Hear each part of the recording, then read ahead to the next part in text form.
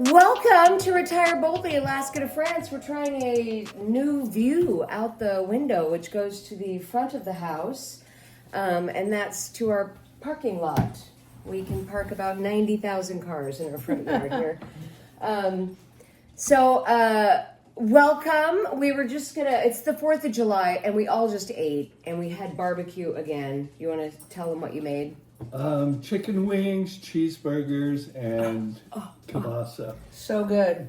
Yeah. But now I'm just like, and what? baked beans, So And a delicious cocktail. and a cocktail. What is the cocktail of the week?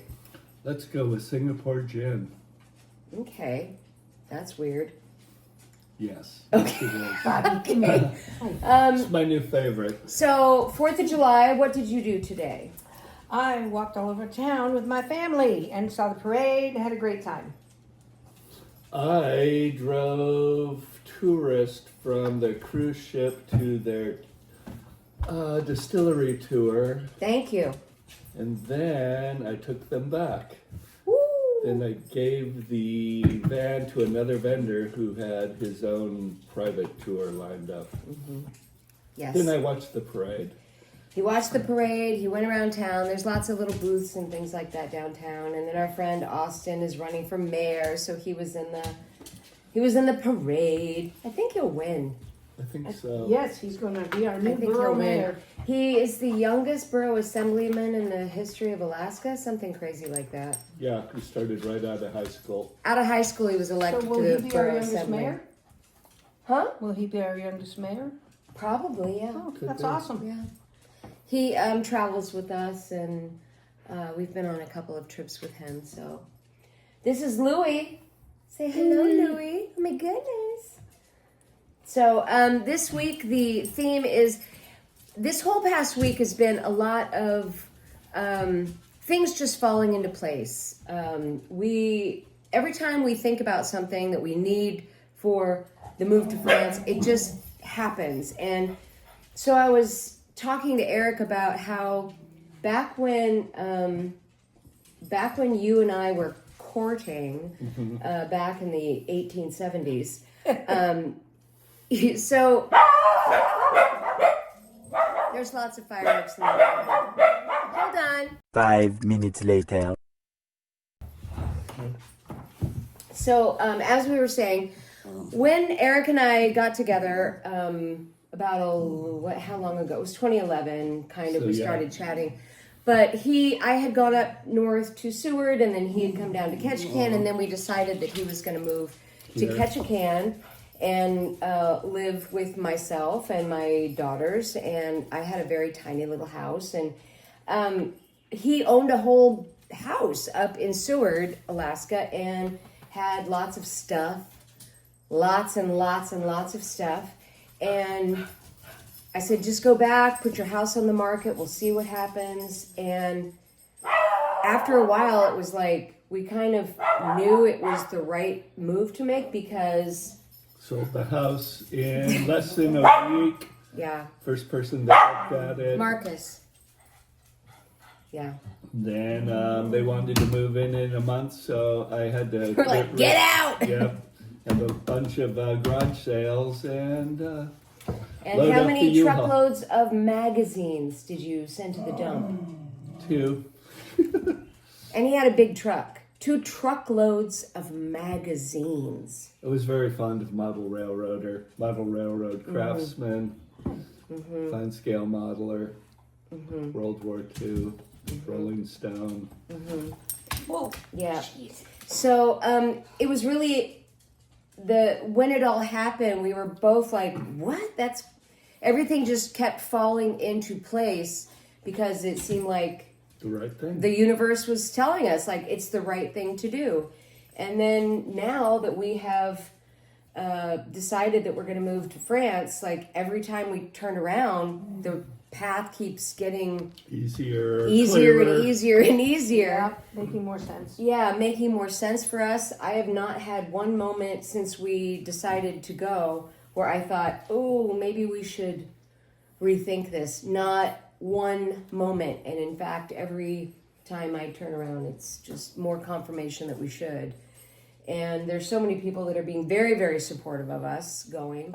But Chrissy had an interaction with somebody. We won't say who they were, but you want to talk about what they said? Well, that all your friends are here, and that is true. But I can travel, and they can travel, and the people that my chosen family that I'm choosing to be with as I get older are going to be there. So, and we know plenty of people that are already ready to come over with no hesitation or remorse, even if it is just a visit. But I think some of them will stay.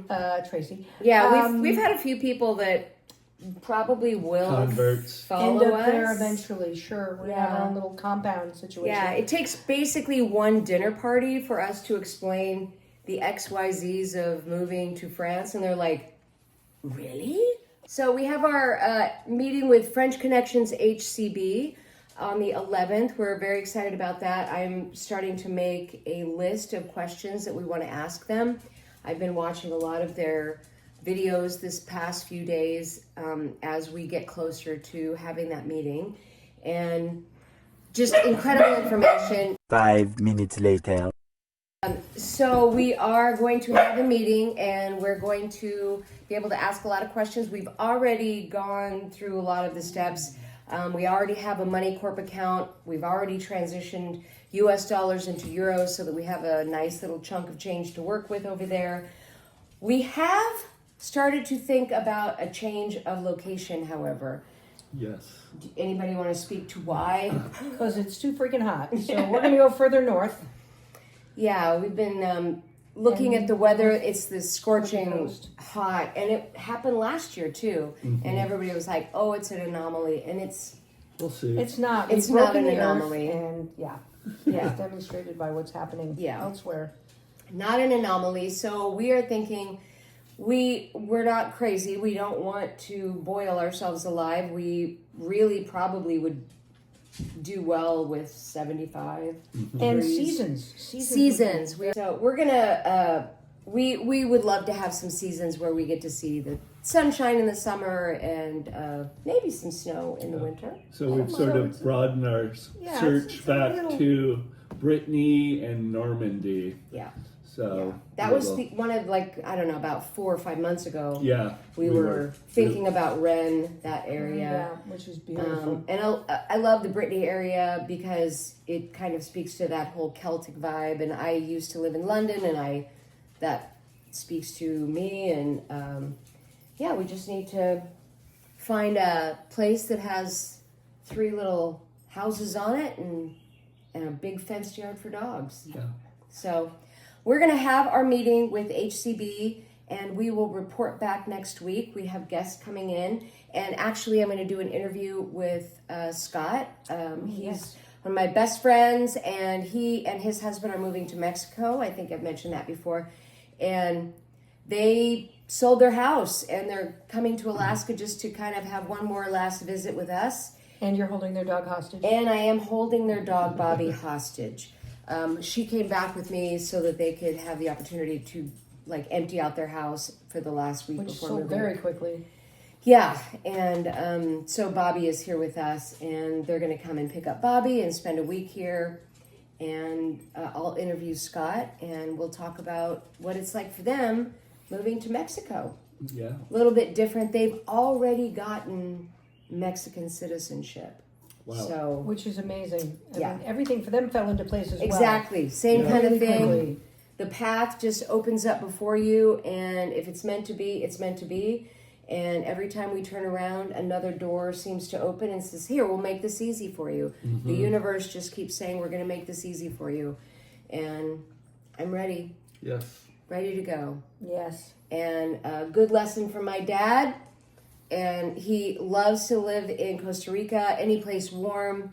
And if there's anything my dad has taught me, it is to get busy living and be where you want to be and enjoy life while you have it. And I'm going to follow my dad's wisdom. All right. Is there what? That's what we learned in photography class. Make sure there's not a man eating a sandwich in your beautiful photograph. I don't think there's any men hiding in the corner of the house eating a sandwich.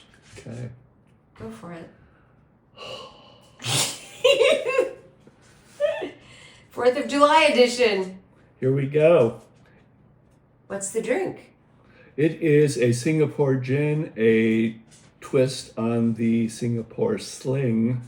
It is equal parts gin, green chartreuse, Bénédictine, and fresh lemon juice. Look at that And gorgeous we're lemon. doing 3/4 of gin, 3/4 of chartreuse, 3/4 of Bénédictine, 3/4 of fresh lemon juice. Today we stir. There's ice in there, I hear. Yes, So not shaken. not shaken. Then we're going to use some fancy glassware. My grandmother's crystal. Grandma's crystal.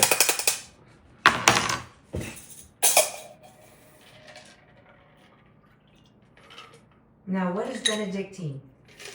A herbal liqueur made by probably monks that were Benedictines. Things go flying. And then the garnish, which was already in there. Sneaky, huh?